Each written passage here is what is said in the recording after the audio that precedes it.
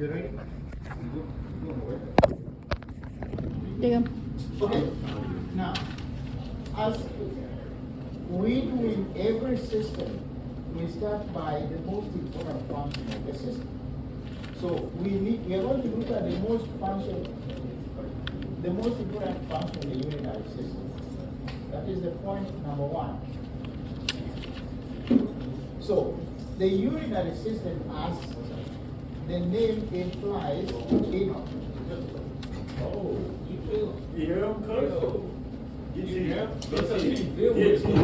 Bro, please don't get cheap, please, bro.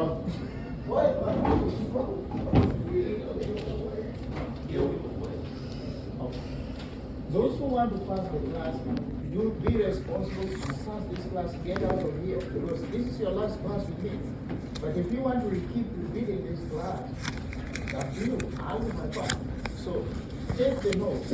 The most important function of the urinary system is the excretion of waste. The waste which is to be excreted is urine. And what is urine? Urine is just excess water from the body mixed with other waste products of the metabolism of the body that your body does not need. That's what it is. So that means urine is just like pure water. If you add some other things like urea, which is a chemical substance, which is a yellow chemical substance, in solid form it is like yellow salt, like crystals. If you put it in water, it dissolves and it becomes a yellow solution, which is urine. That is the color of urine. So urine is a waste which cannot be retained in the body. If it is not excreted, if it is not removed from your body, you can die in a matter of days. So this is the most important function of the urinary system. So in the urine, we have the byproducts of metabolism of the food that we eat. For example, the proteins. The proteins can be broken down into other byproducts like urea, ammonia, uric acid. Now, these are taken from the blood through the kidney where they are purified. So the kidney works as a filter. It filters these waste products, which are in solution form, the form of urine, out of the body. So, we are going to look at the anatomy, the structure of the urinary system. First, which are the organs of the urinary system? The most important organs of the urinary system. We look at the urinary system, we look at from system, we go to the organs. So which are the organs? The most important organ, number one on top of the is the kidney. And here we have a picture of the kidney. You can see this is the whole system. So we have two kidneys. This is the right kidney, this is the left kidney. Okay, when I'm pointing on the screen, I want you to make sure you get that also. So this is the right kidney and this is the left. There are two kidneys. That's number one. The next organ is the urinary bladder, this one here. Now, the urinary bladder is connected to the kidney by two other organs, which are these ones. And these organs are tubes that lead the urine that has been processed in the kidney to the urinary bladder, which is a storage. So the function of the urinary bladder is to store urine until it is full. When the urinary bladder is full, then it will empty the urine outside your body, along with those waste products from the metabolism.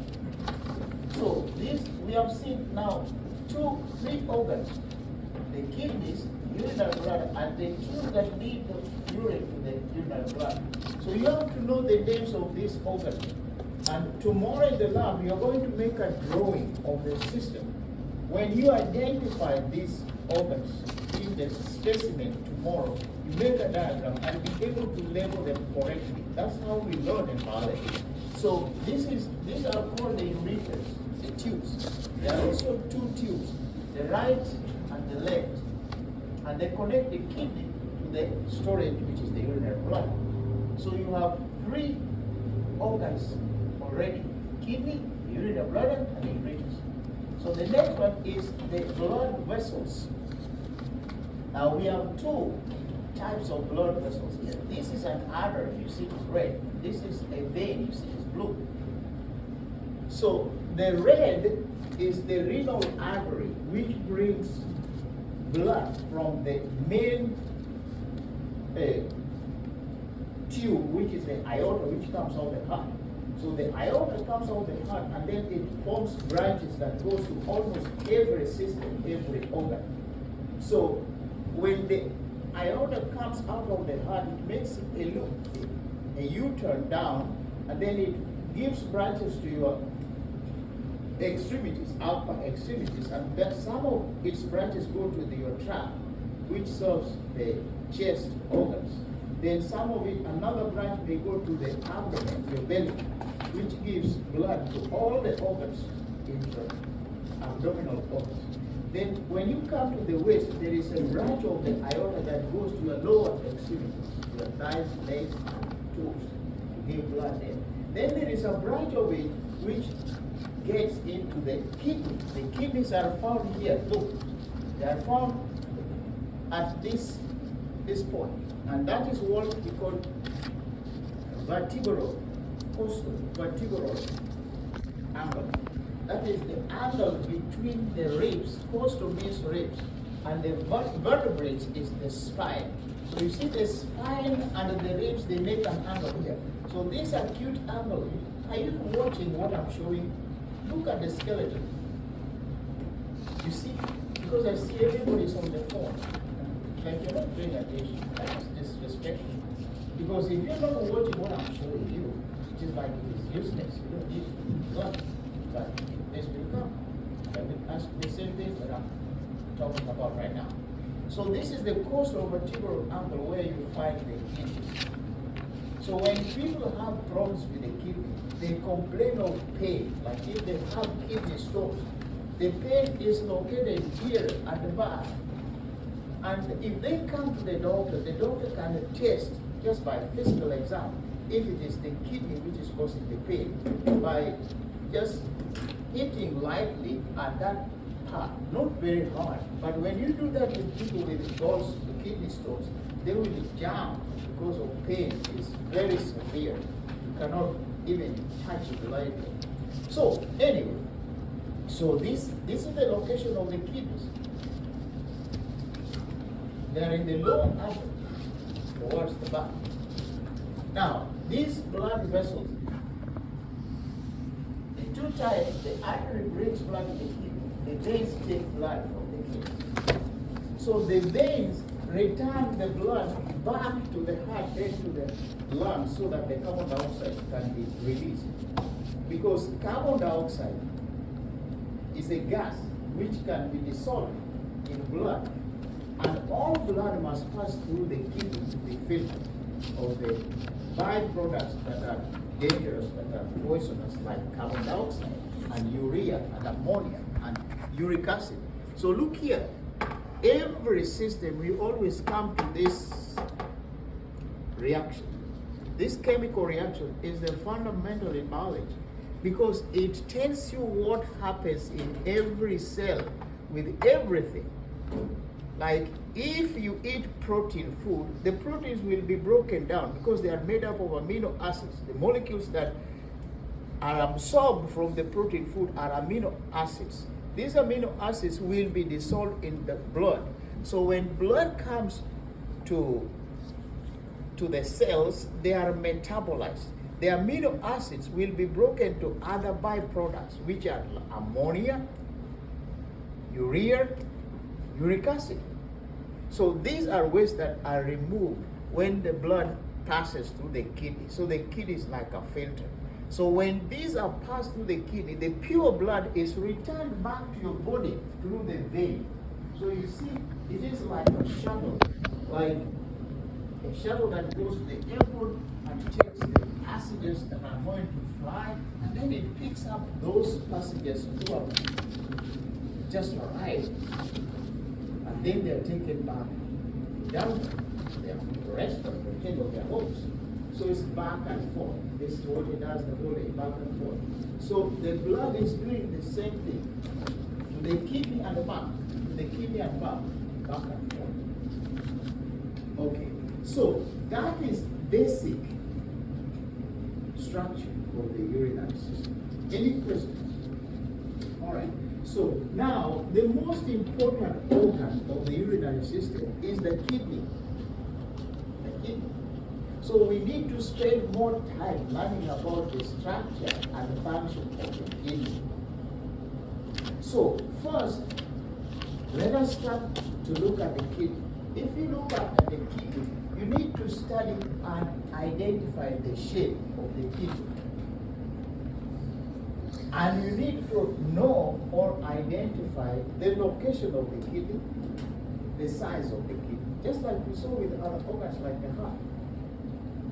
So, first, what is the shape of the kidney? Who can tell me as you see it on the screen? What is the shape? Rashad, what is the shape of the kidney? Danilo, what is the shape of the kidney? Bean shape. Bean shape. That's common sense. You see, it looks like a bean. If you know the bean shape, it is exactly like that. So that's very important. That's a quiz question. If I ask you what is the shape of the bean, you should tell me. And tomorrow when we go to the lab, you need to identify the kidney and be able to describe as you make observation on the shape of the kidney, the location of the kidney, and the size of the kidney. But the specimen we are going to look at tomorrow is not a human. It is a smaller animal, but it's a mammal just like us. So that's why we use it to study the kidney just like our kidney. The difference is only the size. Because this one is the size almost of a large bean size. The bean seed size. But the one that we have in the human is almost like a fist size. So that is what you notice here. And you notice that the artery forms branches. One comes here, another one comes here. So once it gets into the kidney, these branches will keep branching into smaller and smaller and smaller branches until they form capillaries, which are almost invisible. You can only see them under a microscope. They are almost microscopic. Now, this capillary network, which is found in the skin, is where filtration of the blood takes place, where filtration of the water is separated from the blood, and the dissolved product also come with water forming the urine. We are going to look at that only if we open up the kidney and look at the internal structure of the kidney. So we are done with the external view, external structure of the kidney. So now we need to look at inside of the kidney and be able to identify the parts of inside. So we are spending more time with the kidney because this is the most important organ. Okay, let's go back and see.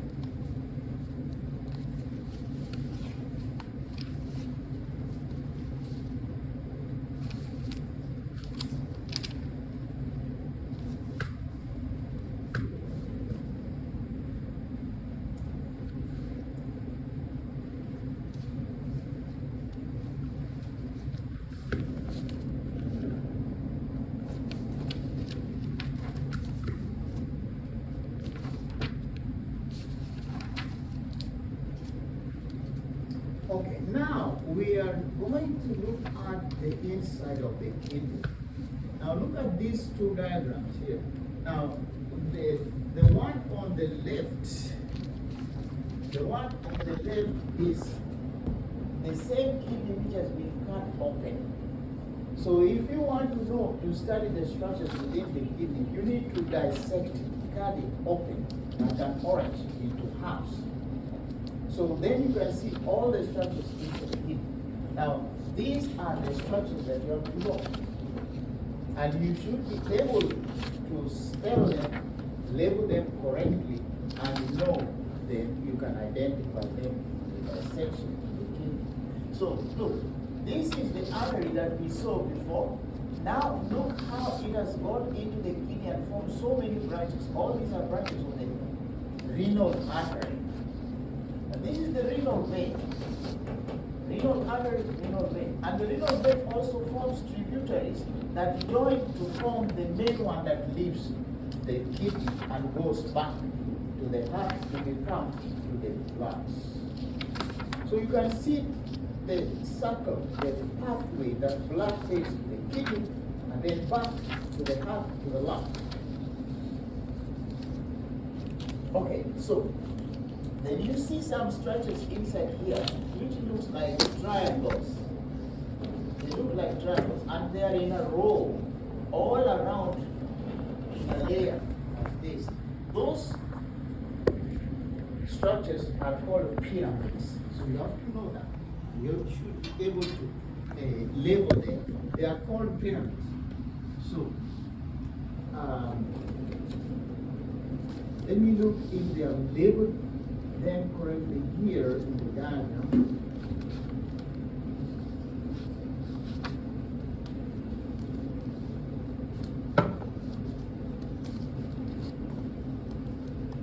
Okay.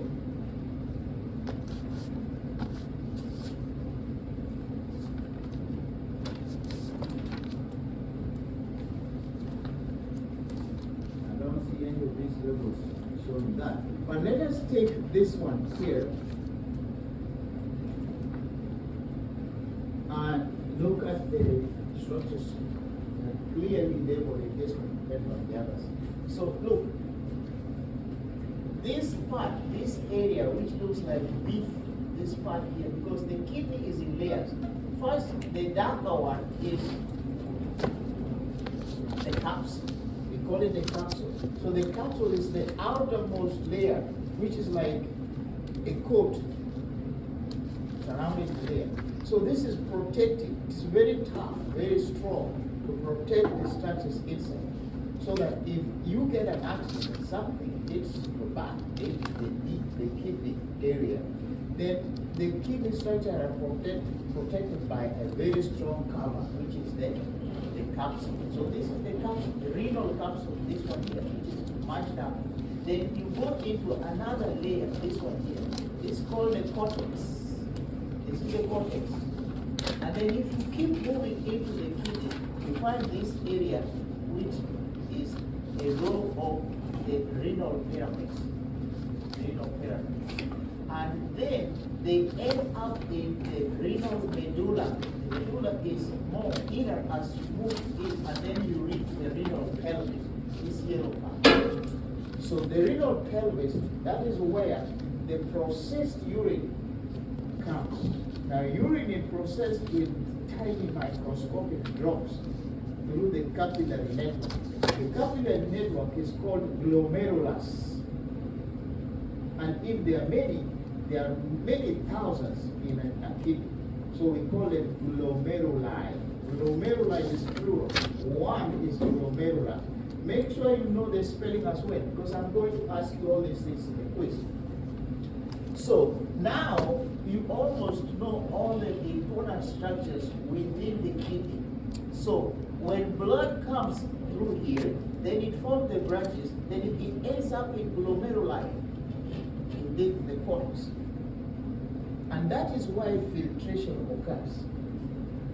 Now, excess water will pass through by the process of osmosis. It will be filtered. Then some other ions like sodium, like calcium, like hydroxide can also pass through with the water because they are dissolved in water. Then they will be taken, the renal pelvis, and they will form urine, which is now yellow solution, and then it will be channeled to the tube, the ureter. Then it goes to the urinary bladder. Once the urinary bladder is full, the urinary bladder is connected to your brain through the nervous system. So it will tell you, the brain will send messages that will tell you that you will know that you need to go to use the restroom. The urinary bladder is full. And you have to obey that instruction. That's the one. If you don't, you'll be in trouble. So when you go to the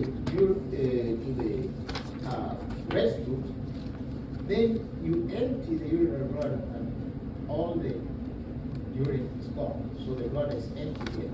And it will fill up again. So it is just it's something continuous process. The more water you drink, the more you go to use the restroom. Because that excess water has to be thrown out. The body needs only a certain amount of water. And beyond the normal level, the rest is excess, has to be thrown out. If you don't drink enough water, then your body will force you to drink more water to reach the normal level that the body needs to work, to function. So that comes from the brain. The brain will tell you that you need to drink more water, you feel thirsty. So that thirst is a response. It's a message from the brain that your water level is low. Just like you in your vehicle, if your fuel is low, it will show you on the dashboard. It will show you a warning, yellow, that you need to exit to a gasoline station and fill the tank.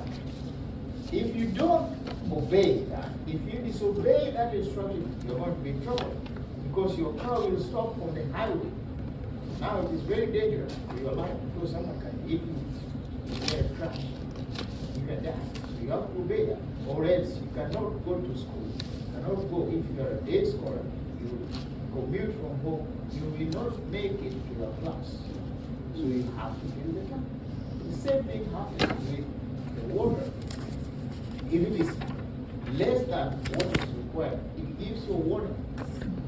You will feel some mild pain, some mild sensation in your lower belly from the urinary bladder that it is full, and you have to go to the restroom and exit.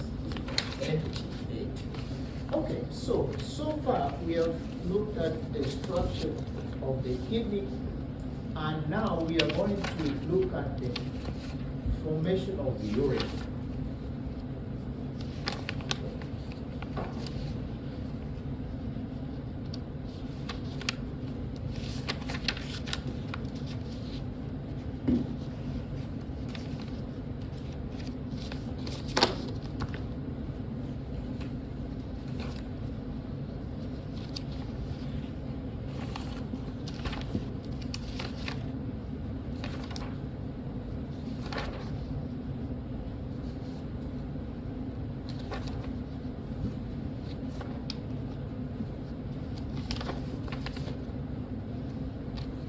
Okay, now pay attention to this because this is a little bit more complicated and may not be easy to understand if you don't pay attention.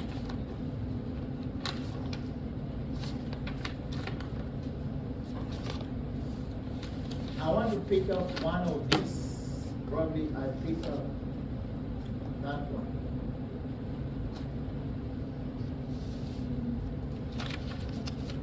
Okay, look here carefully. Now, this is how urine is formed. Now, all this is microscopic. Now, we are in the capillaries, which are branches, the smallest branch of the artery, the renal artery that gets into the kidney. So here, it forms this cortical renal artery, and then this one is called efferent arteriole. A small artery is called an arteriole before it becomes the smallest, which is the capillaries. So many of these arterioles will come into one of these structures which look like a cup. And this is called Bowman's capsule. And Bowman's capsule is just like this, like your hand. So these arteries will come in and form those branches. Then they form a network of capillaries. That is what we call the glomerulus. And you see the glomerular capsule is labeled here. Then this is efferent and this is afferent. Afferent and efferent, you should not confuse that because afferent is bringing in blood, but efferent is taking out blood. Now that's the difference. Then the glomerular capillaries, which is the network here, this is the focal point where filtration occurs. Now there are three processes in the formation of urine that you have to know for the quiz. The first one is filtration, the second one is secretion, and the third one is absorption. Three processes. These are chemical processes. Now, so here in the glomeruli, we are going to see filtration. So just like a filter, you know, if you have a filter, large molecules, large particles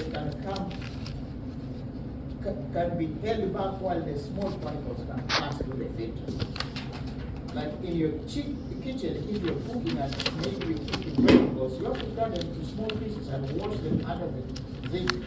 You turn on the tap and then the water washes them. If you have them in a filter, it will clean up the dirt and then the clean vegetables remain. So the water passes through, but your vegetables are still safe. Then you can take them and put them in the container to cook them. So the same thing happens here. So this solution, which is water, urea, ammonia, which are products of metabolism of protein, are dissolved in the blood here. So the glomerulus is like a membrane of the wall of the capillaries, where these small molecules, look here, these are small molecules like carbon dioxide, water. These are small molecules that can pass through. But in blood, we have a lot of things in blood. What we have in blood, 80% is water. The rest 20% is cells, which are red blood cells and white blood cells. And then we have other molecules, proteins, and we have antibodies, etc., etc. So these large ones will not pass through the filter. Only water and carbon dioxide, ammonia,